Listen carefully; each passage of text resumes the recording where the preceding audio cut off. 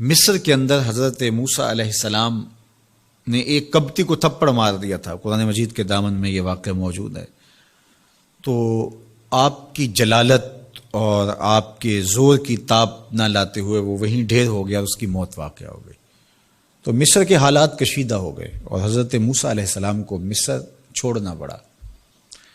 تو وہ شہر مدین کی جانب جا رہے تھے کہ راستے کے اندر ایک کنواں تھا، وہاں کچھ لوگ اپنے جانوروں کو پانی پلا رہے تھے. تو حضرت موسیٰ نے دیکھا کہ دو پردہ دار خواتین ہیں، وہ اپنے جانوروں کو ایک سمت لیے کھڑی ہیں. سمجھ گئے کہ مردوں کے ہجوم میں آنا نہیں چاہ رہی، ان کا حیا مانے ہے. تو آگے بڑھے اور ان کے جانور ہانکے اور ان کو سیراب کیا اور پھر ان کی جانب ہانک دیے. وہ واپس گئیں اور اپنے والد بزرگوار سے کہا کہ ایک سال نوجوان جس کی آنکھوں میں شرم و حیا تھا، اس نے ہمارے ساتھ یہ مہربانی کی. تو ان کے والد گرامی نے کہا کہ جاؤ اس کو بلا کے لاؤ. قرآن مجید میں اس کا ذکر کیا گیا. فجاءتہ احداہما تمشی علی استحیاء، ان میں سے ایک خاتون حیا میں سمٹی ہوئی حاضر ہوئی. اس نے کہا کہ ہمارے والد گرامی آپ کو بلاتے ہیں، آپ نے ہمارے ساتھ جو مہربانی کی ہے اس کا وہ اجر دینا چاہتے ہیں. تو حضرت موسیٰ علیہ السلام ان کے ساتھ چلے گئے اور جب گئے تو یہ گھر تھا حضرت شعیب علیہ السلام کا اور یہ صاحبزادیاں حضرت شعیب علیہ السلام کی تھیں. تو اس خاتون کا شرم و حیا کے ماحول میں حضرت موسیٰ علیہ السلام کو یہ کہنا اور چل کے اس انداز سے آنا، قرآن نے اس کی حکایت بیان کی ہے. تو خدا کو پسند ہے کوئی خاتون حیا کے ماحول میں آئے تو اللہ اس کی آمد کو اور اس کے آنے کو قرآن کا عنوان بنا دیتا ہے اور قرآن کی حکایت بنا دیتا ہے کہ جو خاتون حیا کے جوہر کی مالکہ ہو وہ اللہ کو کتنی اچھی لگتی ہے. اللہ اکبر. حضرت نبی اکرم صلی اللہ علیہ وآلہ وسلم کا فرمان حیا کے حوالے سے، الحیاء من الایمان، حیا ایمان سے ہے. تو جتنے بھی ایماندار لوگ ہیں وہ پھر حیا کے جوہر سے مزین ہوں گے، مالا مال ہوں گے. آپ دیکھ لیجئے سب سے بڑے ایماندار تو میرے اور آپ کے آقا مولا ہیں، اور حضور کمواری لڑکی سے زیادہ حیادار تھے. باقی حضور کے اصحاب دیکھ لیجئے، ان کا حیا اور حضور کی ازواج مطہرات کا حیا دیکھیے.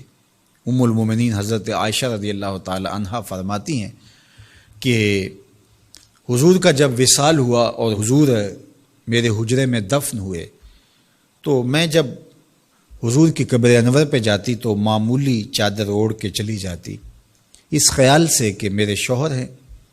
پھر حضرت ابوبکر صدیق رضی اللہ تعالیٰ عنہ کا وصال ہوا تو وہ بھی ساتھ دفن ہو گئے، تو میں پھر بھی اسی حالت میں جاتی اور میں سوچتی کہ ایک میرا شوہر ہے اور دوسرا میرا والد ہے. کہا پھر حضرت عمر رضی اللہ تعالیٰ عنہ کا انتقال ہوا اور وہ بھی ساتھ مدفون ہوئے. تو حضرت ام المومنین فرماتی ہیں کہ اب جب میں جاتی تو میرا جانے کا انداز مختلف تھا. فواللہ ما دخلت الا وانا مشدودۃ علی ثیابی حیاء من عمر. کہا اب جب بھی میں جاتی تو خوب اوڑھنی اوڑھ کے اور چادر لے کے جاتی، مجھے عمر سے حیا آتی. یہ ام المومنین کا انداز زندگی ہے. مخدرات اسلام کو اس سے سیکھنا چاہیے. جو قبر میں دفن ہیں ان سے بھی یہ حیا کریں، جو مومنوں کی ماں بھی لگتی ہیں. اور آج یہ دلائل دیے جائیں کہ پردہ تو جناب دل کا ہوتا ہے، چہرے کا پردہ تو نہیں ہے. باقی کسی کو اپنی آنکھ میں شرم پیدا کرنی چاہیے. عورت کو کیا ضرورت ہے کہ وہ اپنے آپ کو ڈھانپ کے رکھے. اب ام المومنین کا عمل یہ ہے کہ فرماتی ہیں کہ میں اپنے آپ کو خوب سمیٹ کے جاتی حیاء من عمر.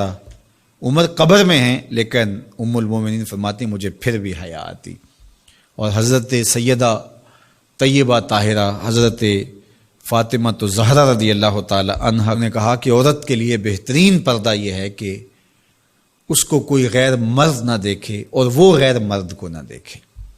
تو جب یہ ہمارا دین ہمیں سکھاتا ہے اور حیا کا یہ سبق دیتا ہے، بڑوں سے حیا کرنے کی تلقین کی گئی، اللہ سے حیا کرنے کی، اس کے رسول سے حیا کرنے کی تلقین کی گئی۔ صحابہ فرماتے ہیں بعض اوقات ہم کچھ پوچھنا چاہتے ہوتے تھے اور حضور کے حیا کی وجہ سے ہم ایک عرصہ تک وہ بات نہیں پوچھ پاتے تھے۔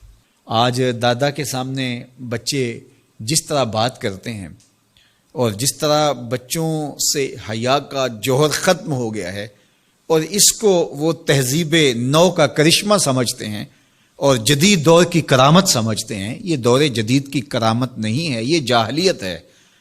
بڑوں کا احترام اور بڑوں کی عزت یہ زندگی کا جمال ہے۔